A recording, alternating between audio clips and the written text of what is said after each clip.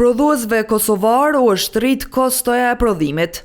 Vetëm në 3 mujorën e parë, ajo ka arritur në 8.8%, krahasuar me periudhën e njëjtë të vitit të kaluar. Kjo rritje po ndodh për shkak të faktorëve të ndryshëm, që vijnë edhe nga jashtë.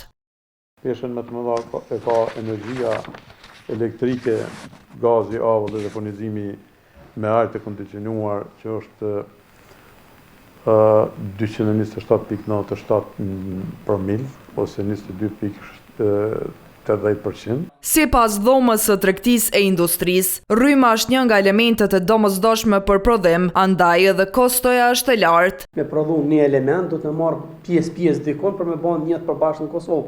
Andaj do të me një pjesë e tyre janë import, varë me gjithmonë nga çmimet se si po lëvizin. Madje kjo mund të vijë edhe si pasojë e tarifave të reja, që thellojnë procesin e prodhimit. Me dhënat e fundit, si kemi marrë, domosdoshmë është ta zëm sillat në mes 1.000 deri në rreth 3.000 euro më shumë pagesë është dashur ta bëj një biznes, themi nëse krahasojmë faturën e muajit prill edhe të muajit maj. Sipas ASK-s, kjo fazë e ndryshimeve vërehet pikërisht për shkak të taksave dhe lëvizjeve të tjera që mund të ndodhin gjatë prodhimtarisë.